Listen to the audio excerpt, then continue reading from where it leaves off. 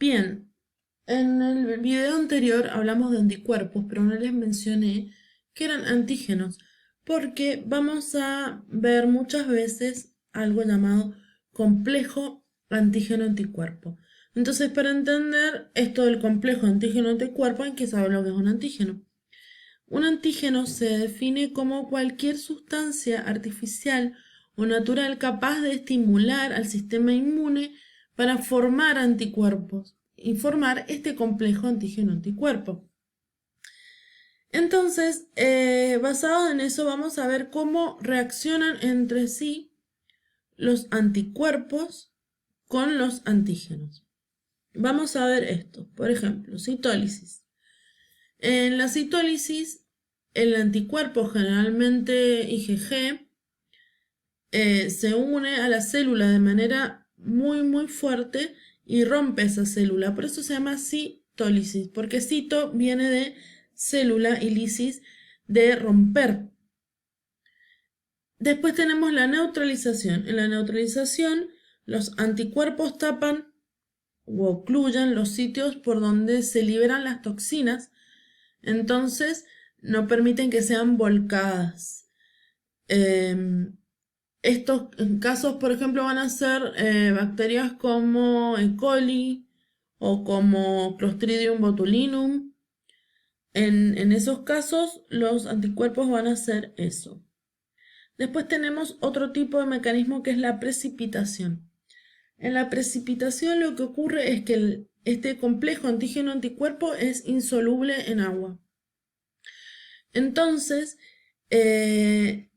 ese complejo se acumula en algunos tejidos o en algunos órganos y produce dolor, produce distintas lesiones.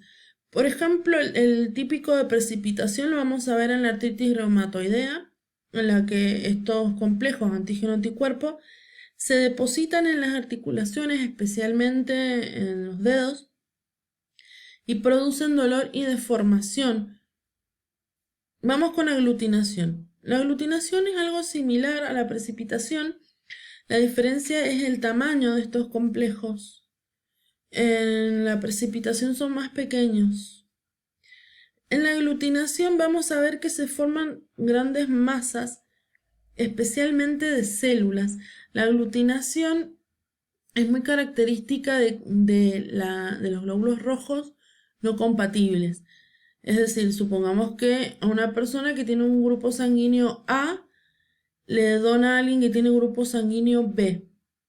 Los anticuerpos circulantes contra grupo B van a detectar esa sangre extraña y van a romper la célula, pero esas células se van a pegotear entre sí, van a hacer una mezcla entre las células muertas y anticuerpos y se van a hacer como, así dicen los textos, masacotes.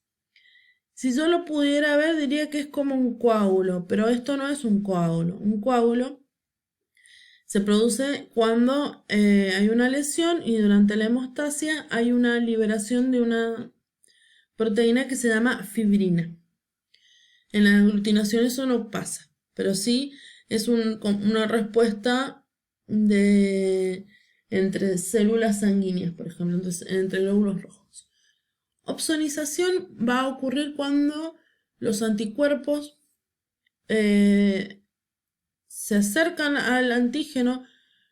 Puede ser que lo rodeen, puede ser que se encuentren cerca, pero lo principal es que en la opsonización emiten una señal química que se llama quimiotaxis, que hace que vengan otras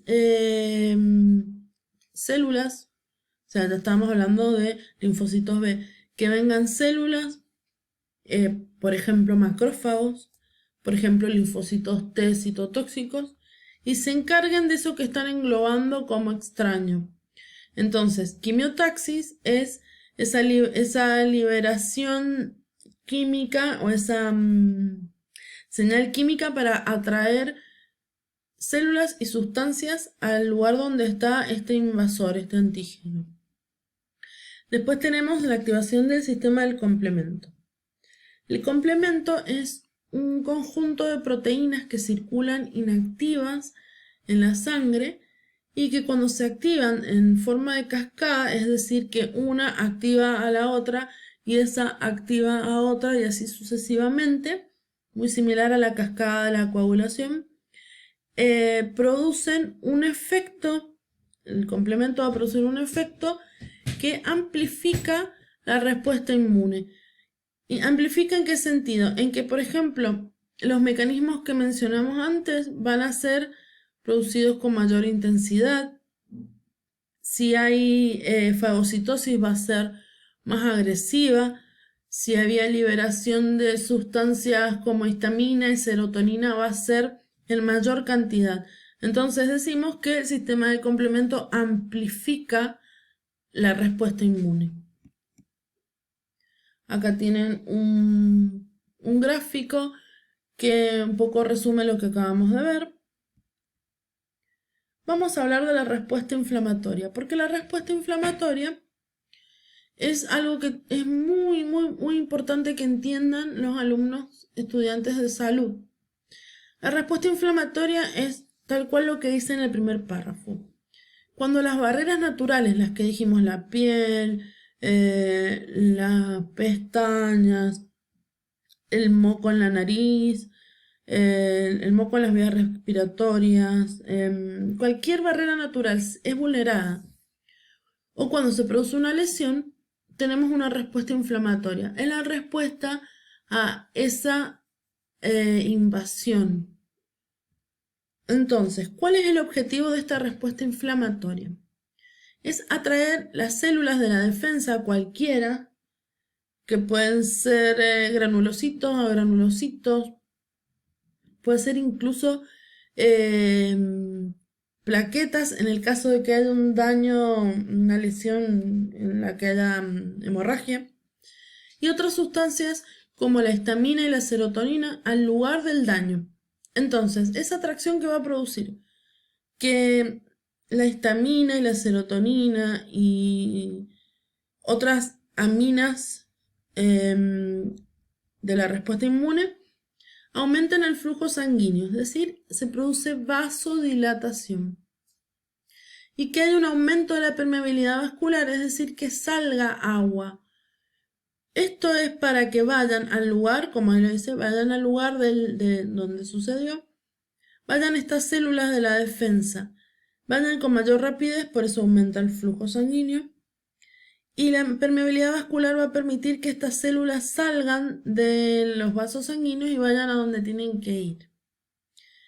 Y esto va a traer como consecuencia signos y síntomas indeseados para la persona muchas veces. Por ejemplo, en la foto vemos la manito de un niño al que le ha picado una abeja. Si ustedes ven, el dedo anular se ve rojo. Lo que se produjo ahí fue una respuesta inflamatoria, en la que hay inflamación, que se puede llamar como tumefacción o tumor. Hay rubor, es decir, que hay color, está coloreado. Probablemente hay calor, se siente caliente al tacto, y hay dolor probablemente. Estos dolor, tumor, rubor y calor son la denominada tetrada de Celso. Esto es para acordarse qué es lo que produce la respuesta inflamatoria. Acá tienen un cuadro que resume lo que más o menos dijimos. Vamos con las respuestas de hipersensibilidad. Esto es muy importante porque cuando traten con pacientes y traten con distintas sustancias, ejemplo, estudiantes de radiología que trabajan con contrastes. Por ejemplo, el yodo es muy, muy alergénico. En algunas personas produce alergia. O bien en el caso de técnicos de anestesia, en los que van a estar trabajando, bueno, con anestésicos, pero además tienen que saber esto de la vasodilatación y de la disminución, al haber vasodilatación, de la presión arterial. Eso de la vasodilatación y la vasoconstricción lo vamos a ver en circulatorio, pero ahora veamos estas reacciones de hipersensibilidad y vamos a terminar el video. Tenemos 4 tipos de reacciones de hipersensibilidad. Recuerden, como dice ahí, es una respuesta exagerada del sistema inmune. Hay una tolerancia menor a estas situaciones particulares. Por ejemplo, la primera, la más conocida de todas, la que más tenemos que tener quizá presente, es la llamada hipersensibilidad del tipo de anafilaxia o de alergia inmediata. Este tipo de reacción de hipersensibilidad está dada principalmente por la presencia de inmunoglobulinas E y de mastocitos. Son unas células que se encuentran en los tejidos. Y se va a producir una broncoconstricción, una vasodilatación, aumento de la permeabilidad vascular, lo que habíamos hablado. Urticaria.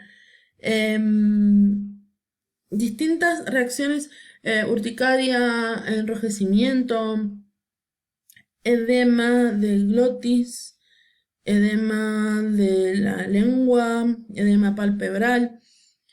Esta es muy rápida, ¿sí? Entonces la podemos notar muy fácilmente. La vasodilatación, como les decía, es lo que me va a producir la disminución de la presión arterial y es súper peligroso. Una broncoconstricción produce dificultad respiratoria. De nuevo, súper peligroso. Después tenemos la del tipo 2, que se llama hipersensibilidad citotóxica, o que menciona un poquito mejor lo que ocurre. Acá tenemos una regla mnemotécnica. Está mediada por anticuerpos IgG e IgM. Y estas vamos a verlas sobre todo en las reacciones de esta incompatibilidad de glóbulos rojos que hablábamos. Esos glóbulos rojos que dijimos que van a aglutinar van a producir la famosa anemia hemolítica. Y bueno, hay algunos otros ejemplos, pero esa es como la más común. Después tenemos la del tipo 3, que está dada por complejos inmunes. De nuevo, estos antígenos, anticuerpos se depositan de nuevo en la artritis reumatoidea. Lo que vamos a encontrar es, luego de una infección streptocóxica, se acumulan estos complejos. Puede ser en las válvulas del corazón o puede ser en los glomérulos, en los riñones. Eso da la famosa glomerulonefritis. Y esto da una reacción llamada vasculitis necrotizante. Por último tenemos la cuarta. Le han puesto D de morado porque es la que más lento se produce. Esta también se llama mediada por células y es un poco como confusa con respecto a la citotóxica. Es mediada por células porque ahí actúan los macrófagos y los linfocitos T. Y esta es la típica de la enfermedad injerto contra el huésped. Es decir, el rechazo del trasplante, y es también la que nos da esa reacción de la tuberculina cuando nos ponen la vacuna contra la tuberculosis. Esa reacción rara que da en la piel. Básicamente estas serían las de hipersensibilidad.